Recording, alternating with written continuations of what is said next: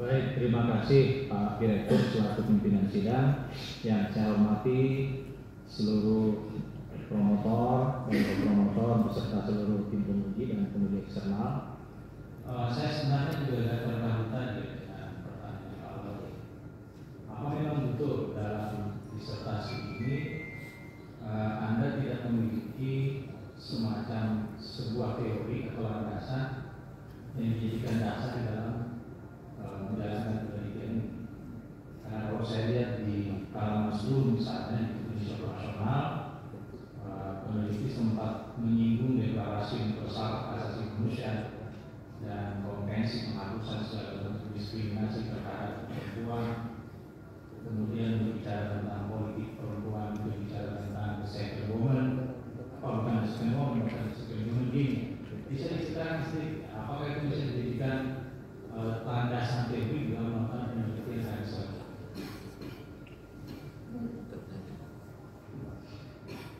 Pada disertasi ini, teori yang digunakan yaitu konsep gender yang dikutip Prof. Nasaruddin Umar. Nah, kemudian turun pada konsepnya ini menggunakan tidak dominan ataupun tidak full terhadap politik, tidak juga full pada gender, tapi lebih kepada hadis. Sehingga mungkin saja ketika ditarik, apalagi tadi pada penguji tidak menemukan di mana secara tegasnya teori itu konsep itu sendiri. Tetapi pada dasarnya disertasi ini sudah memiliki teori dan konsep. Bahasanya dalam kerangka teori itu, yaitu saya mengutip pendapat Prof. Nasaruddin Umar, yaitu konsep nature dan nurture sendiri. Baik, kalau di deklarasi universal dan konvensi penghapusan segala bentuk diskriminasi itu kan ada dua kata kuncinya ya, bebas dan sama. Oke. Nah sekarang pertanyaan selanjutnya, kalau kita menyebut kesetaraan perempuan atau kesetaraan gender, apakah yang dimaksud kesetaraan itu ketika dalam perang laki-laki membawa senjata nanti setara kalau perempuan juga memikul senjata yang beratnya sekian kilo itu Pak Mayor, atau membawa tank harus juga membawa tank, apa begitu pengertian kesetaraan yang dimaksud? Setara yang dimaksud ialah memberikan posisi yang sama, tidak pada aspek ketika laki-laki membawa tank yang besar, membawa pistol yang besar, tidak. Tetapi pada hadis keterlibatan perempuan dalam peperangan, hadis tentang perempuan menjadi support system, betul-betul Nabi Muhammad memberikan kepercayaan kepada perempuan bahwa saya perempuan mampu. Secara sebab menurut hadis tentang keterlibatan perempuan dalam peperangan, ternyata Ummu Ruqayyah ini berasal dari orang yang sering bergelut dengan senjata tajam. Bahkan bukan hanya pada perang Hunain saja, pada perang-perang sebelumnya itu Ummu Salamah sudah sering, Ummu Hunain sudah sering, Ummu Ruqayyah juga sudah sering. Yang dimana dengan adanya bukti demikian, Nabi Muhammad memberikan kepercayaan, memberikan kesempatan bahwa saya perempuan bisa, perempuan mampu memiliki posisi yang sama dengan laki-laki. Artinya kalau begitu bisa nggak saya katakan bahwa kesetaraan yang dimaksud adalah memberikan kesempatan yang sama sesuai dengan tupoksinya masing-masing. Bisa begitu? Oke, baik. Nah sekarang ini banyak laki-laki di sini. Apakah kesetaraan itu juga bisa dikatakan begini? Nanti dikatakan setara itu kalau suami-suami juga ikut cuci pakaian, cuci piring, jemur pakaian. Karena kan sekarang saya melihat ini hanya menyoroti dari sisi perempuannya saja yang menuntut hak. Apakah Anda tidak menuntut supaya laki-laki pun itu mengambil peran sebagian yang selama ini secara kultural ditangani oleh perempuan? Apa itu juga bagian dari kesetaraan gender ya? Bisa jadi. Ini banyak yang mendengar nih. Siapa tahu setelah ini semua mulai cuci piring di rumah. Kesetaraan laki-laki juga bukan berarti cuci piring di rumah, cuci baju, tetapi bagaimana dia memahami bahwa bagian dari domestik itu rumah tangga dibangun dari 2 orang, bukan 1 orang. Nah disitulah berdirinya kesetaraan, bukan dengan artian hari ini saya cuci piring, suami besok dan sebagainya, tidak. Tetapi bagaimana dia mampu menghidupkan dalam dirinya domestik itu juga urusan laki-laki.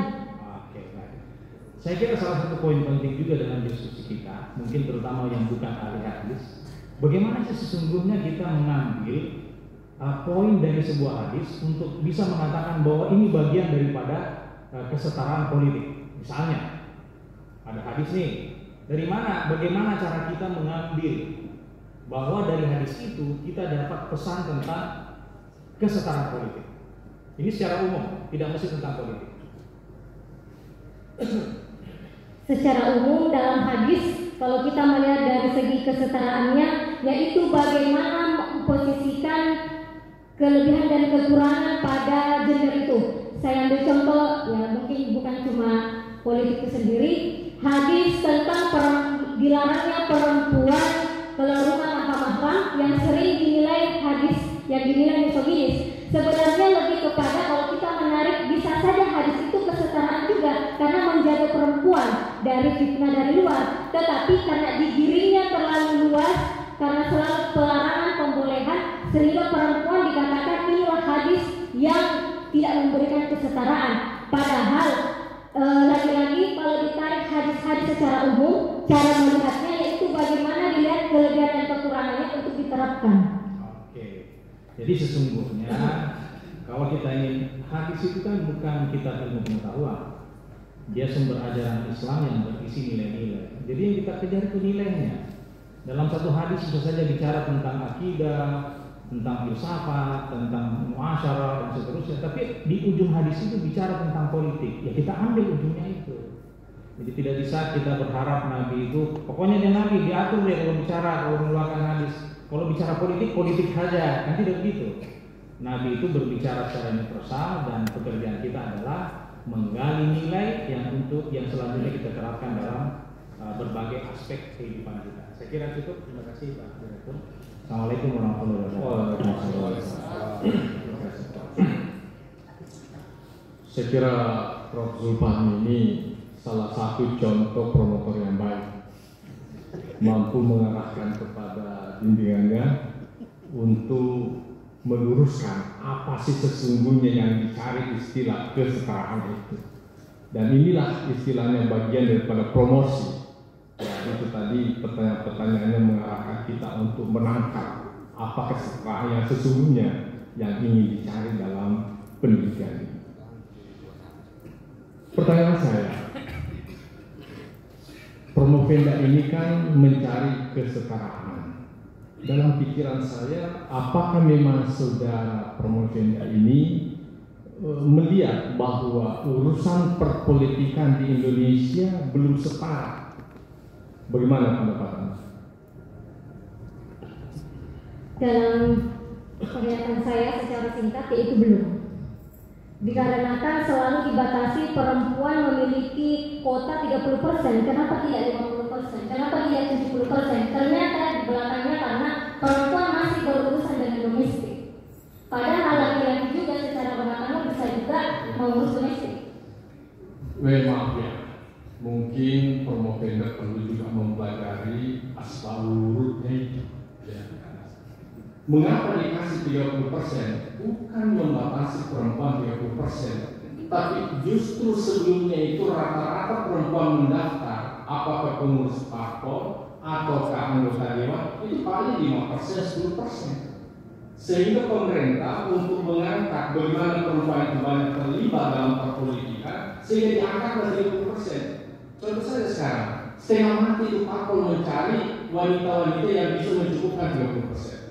Bahkan sudah diberikan kuota 30%, seperti tadi yang disampaikan, itu rata-rata tidak sampai 30%. Ini artinya bukan memberikan batasan, tapi justru pemerintah memberikan peluang agar perempuan itu bisa berpolitik setara dengan kaum pria. Bagaimana komentar Anda? Baik, pada pengurusan perempuan ini dalam parpol yaitu 30%. Sebenarnya ya, sebagaimana dalam bab 4 itu sendiri juga disertasi ini menjelaskan memang perempuan diberi kuota 30% dengan artian kita bisa memahami pertama pembatasan, yaitu perempuan sangat susah naik sebagaimana tadi hasil wawancara saya dengan Prof. Zaituna bahwasanya semakin tinggi jabatan pada dunia politik, maka perempuan tidak ada di posisi itu. Dengan begitu semakin susahnya memang mencari perempuan ikut langsung dalam parpol, sehingga adanya kuota 30% untuk mengisi agar setara. Ya, lagi dan lagi. Sebenarnya karena masih dibatasi dengan saya tetap mengambil dengan kultur itu sendiri, dengan stigma itu sendiri, dengan bahwasanya perempuan itu lemah, perempuan tidak pernah diberikan posisi ataupun berpikir yang konkret. Oke, baik. Sebetulnya setelah diciptakan laki-laki itu kemudian perempuan, artinya pernah 50-50 menghuni dunia ini. Kalau kita bicara masalah jumlah sekarang, justru perempuan jauh lebih banyak daripada laki-laki. Mestinya perempuan itu bisa lebih berperan dibandingkan laki-laki. Kalau saya tanya Mafira, pada saat ada pemilihan, ada laki, ada perempuan, yang Anda pilih itu laki atau perempuan? Ini yang jadi masalah. Mestinya yang banyak naik itu kalau perempuan itu bersatu sesama perempuan, pasti perempuan lebih banyak.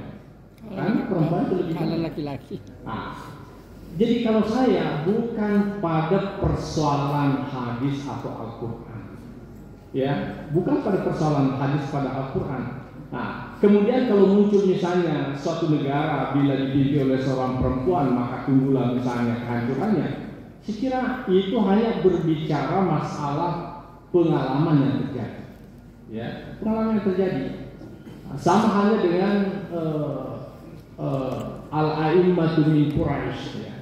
Mengapa Nabi SAW mendahulukan orang Quraisy dibandingkan kaum Ansar misalnya? Ya itu tadi, karena kaum Quraisy itu memang punya background yang lebih punya pengalaman lebih tinggi daripada yang lain. Ya, sama halnya dengan perempuan itu tadi.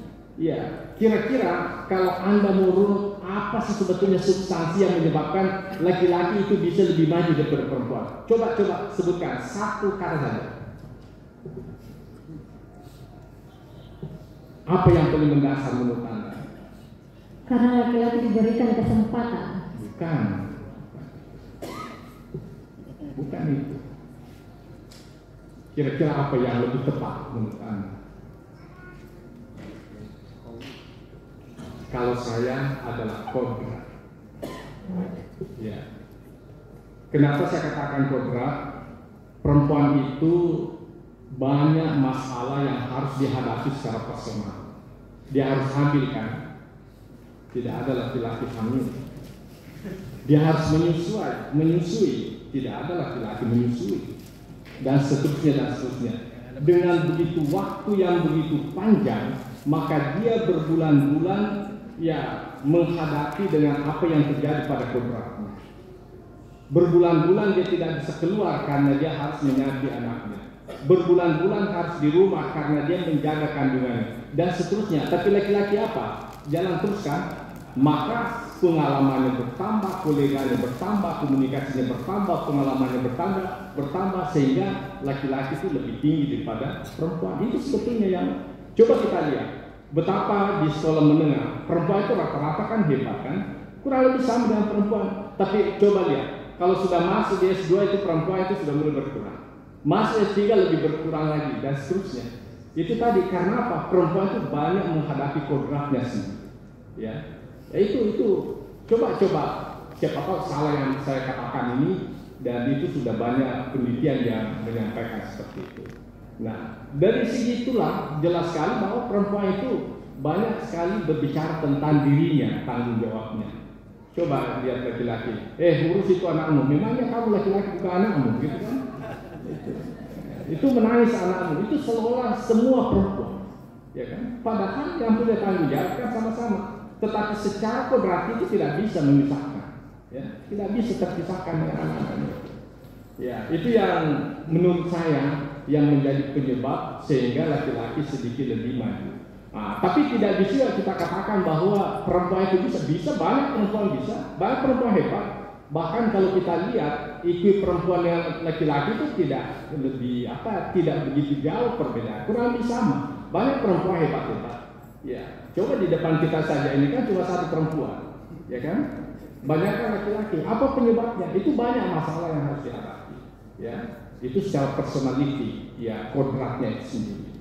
Ya, nah inilah yang menjadi persoalan ke depan. Makanya kalau sepanjang perempuan kodratnya masih melahirkan menyusui, menurut saya tidak bakalan bisa melampaui kaum laki-laki.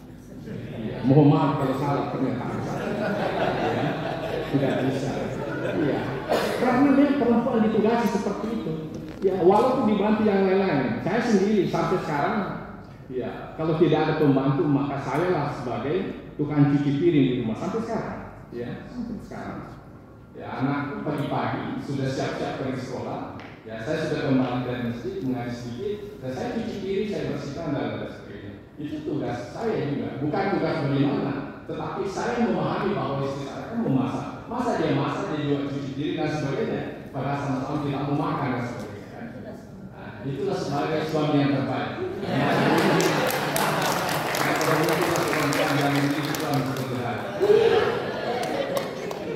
Ya, saya kira cukup sampai di sini dulu dan kita akan masuk pada pengujian mengadakan sidang khusus untuk menentukan kajian dan sidang promosi saya tidak bersama. Dewan Penguji akan mengadakan sidang untuk menentukan hasil keputusan ujian promosi. Provinda dan hadirin disilakan istirahat sejenak.